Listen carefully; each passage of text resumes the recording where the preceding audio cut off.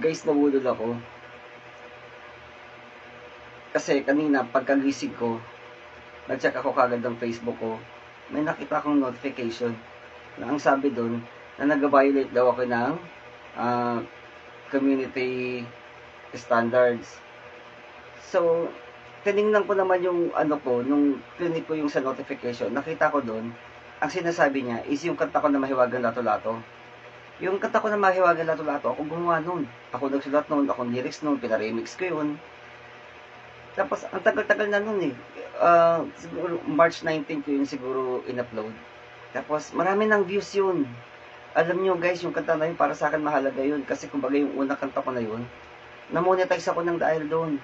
Ngayon, hindi pa ako kumikita ng malaki katulad ng ibang influencer na daang libo kung kumikita rito sa Facebook. Ako hindi, bare-bare pa lang, pero malaki natutulong sa akin noon. Nag-monetize ako ng dahil doon, kaya ang sakit-sakit sa akin nang nalaman ko na meron siyang violation as community standards. Tapos meron doon na copyright infringement, meron doon yung privacy, chuchu, ganyan. Ang dami niya sinasabi. Tapos, isa lang naman ang technique kasi para hindi maapektuhan yung monetization mo. By the way, nung chinek ko nga pala yung yung FB ko sa professional dashboard ko, totoo may nakalagay doon na may violation ako. So, kinabahan ako kagad, sabi ko, tangina, wag ako manghinayang dito. Kasi, pwede naman akong gumawa ng bago.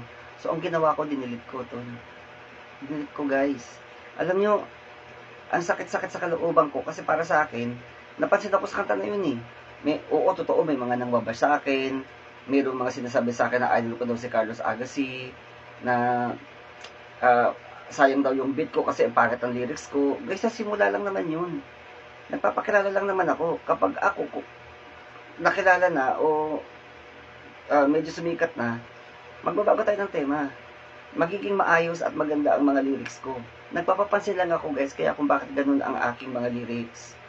Kaso nga lang, masakit ba sa damdamin ko, dinilit ko siya. Kasi may nakalagay doon na my monetization is affected.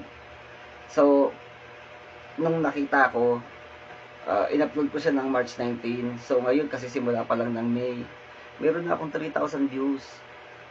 Hindi naman lahat nagkakaroon ng ganun. Lalo na yung iba nga dyan, ang tagal-tagal ng rapper, ang tagal-tagal ng singer. Hindi sila umaabot ng ganun, hindi sa pagyayabang ha. Merong mga singer kasi talaga na hindi nabibigyan ng atensyon kahit may potential naman. Ngayon ako, nagsisimula ako, na nabigyan ako ng atensyon. Nag-monetize ako ng dahil doon. Marami kong nag-add sa akin ng dahil doon.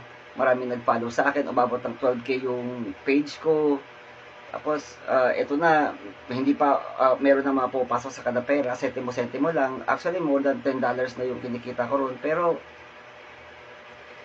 kulang pa yun kasi gusto ko talaga masigit pa. Ngayon, etong kanta na to, kumbaga parang unang kanta ko siya, at malaking ibig niya sabihin sa akin kasi yung pangarap ko monetization ay ibinigay niya sa akin. So, ang sama-sama ng loob ko, idinilit ko siya. Dinilit ko siya. Ang sama-sama ng loob ko, dinilit ko siya. Ngayon, hindi ako pakali, medyo nangiyak-ngiyak ako, nag-iisip na naman ako na kung ano-ano, baka mamaya hindi para sa akin to, baka mamaya hindi talaga ako yun. Kasi sa totoo lang guys, mas napapansin ako pa naguhubad ako eh. Ayoko na ng ganun, gusto ko na magbago. Pero, gusto ko kasi talaga maging singer eh. Yung kasi talaga yung pinaka-passion ko sa buhay. So, ang ginawa ko, pinuntahan ko ulit. Clinic ko ulit. Tapos, naisipan ko lang yung pangalan niya ng warning within 24 hours, ganyan-ganyan. Yung kasi yung pangalan niya eh. So, clinic ko yun. Pag-clinic ko doon, tangina nakita ko, profile lang siya. Tapos, 1,000 likes lang. Tapos meron siya sa akin pinasasagutan na parang i-enter ko doon yung email ko, i-enter ko doon yung tapos kailangan daw wag ako mag-log out sa Facebook ko. Tsaka dapat daw sa computer ko yung gawin. So meron siya sa akin pagka-pinipilda pa ng mga parang sasagutan. So parang doon sabi ko, hindi naman nangihingi ng ganun sa Facebook eh. Hindi nang gagawin sa Facebook. Sa Facebook, may sasabihin lang siya na ganito, do you agree? Ganito, ganyan, ganyan, ganyan. If you want to appeal, click the button. Ganun lang si Facebook eh. Pero nagtataka ko na meron akong sagutan na kailangan kong i-input yung aking email address. At saka, parang password, may something gano'n na ano. Doon pa lang, nagduda na ako. Sabi ko, hindi ganito. Kasi dati may mga page na ako noong araw na kapag ako nakaka-violate ng community violation, walang ganun si FB, sasabihin niya lang sa'yo, we remove your video for not following our community standards, chuchu. Ganyan lang siya. Tapos, if you think that this is wrong, click appeal, yung parang ganun lang. Wala sila nang sasagutan na kahit ano. So, ang ginawa ko, pinuntahan ko ulit yung professional dashboard ko. Nakita ko doon, totoo na meron talaga nga akong violation, pero hindi yung kanta ko na mahiwagang lato-lato, hindi yun. Hindi yun. Ang violation ko, yung sa video ko, yung sa sumabog yung poste. Kasi, totoo namang medyo may chaos doon, may nasusunog na bahay doon, yung parang mga ganon. So, siguro, ayaw ni Facebook noon, okay lang sa akin, delete ko yun kasi, okay naman na yung poste namin, napalitan na siya. So nga lang problema, yung video ko na mahiwagang lato-lato, na-delete ko na. So, uulit tuloy ako ngayon. Yung kanta ko na, uulitin ko tuloy. Sobrang sayang. Sobrang sayang talaga. Kasi nakilala ako nang dahil doon. May mga tao na, actually, may mga kapitbahay nga ako, pinapatugtog na yun eh. Hindi lang nila alam na ako yun. Kasi hindi ako lumalabas sa bahay. So, ngayon, eto, uulitin ko yun, kakantahin ko ulit. Ang mahal-mahal ng ginastos ko doon, guys. Yung video lang doon, kasama ko doon sa El Caluwag. Yung video lang na yun, ang mahal-mahal nun. Nagbayad ako ng malaki ron, matapos lang yun. So ngayon, uulitin ko siya. Kaya, pero ang natutunan ko ngayon, lesson learned, huwag tayong pabugso-bugso ng damdamin. Kapag nakita natin yun, mag-investigate muna tayo bago tayo mag-delete ng mga video. Kasi ang video mahirap yung gawin. Lalo na't maganda naman na ilulot sa atin. Tingnan natin maigi kung si Facebook ba talaga o si Meta ba talaga yung nag-message sa atin. Kasi, ang mali, bagong gising kasi ako eh. Bagong gising kasi ako. Ang akin naman, di bali na mawala yung video na yun, basta wag lang maapektuhan yung monetization ko.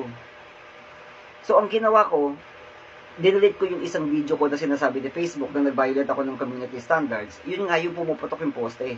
Nung dinelete ko yun, automatic, sabi ni Facebook, congratulations, you are eligible for monetization. So, ibig sabihin, hindi apektado yung ano ko na yun, yung mahiwagang lato-lato, yung kanta ko na mahiwagang lato-lato, hindi siya ang dahilan. Gusto lang akong iskamin ng page na yun. Gusto ko lang iskamin. Ngayon, ang ginawa ko, yung link na yun, kinapit ko, pinagsisend ko sa lahat ng mga followers ko, pinagsisend ko sa mga friend ko na pakireport yun, na hindi ako papayag ng ganun-ganun lang. At ang mensahe ko kung sino ka man na gumagawa niyan, putang ina mo, mamatay ka na sana. Nagpapakahirap kami. Hindi kami katulad mo na nang i-scam. Oo, nakakatawa yung ginagawa ko. Hindi, may mga tao dyan na hindi ako naiintindihan, pero mas okay na to kaysa sa magnakaw ako, mag-hold up ako, at kung adik-adik ko to dyan, kung anong pang gawin kong masama. At least sa akin, kumakanta lang ako, pag hindi mo siya gusto, wag mong pakinggan. Ayaw mo, wag mong i-click.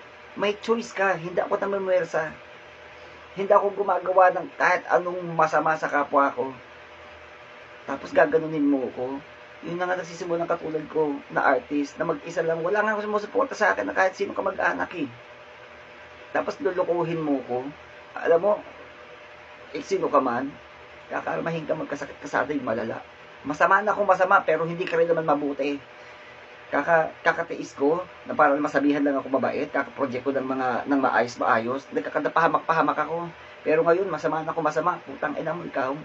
Kakarmahin ka, mamatay ka sana, magkasakit ka sana, yung malala. Putang ina mo.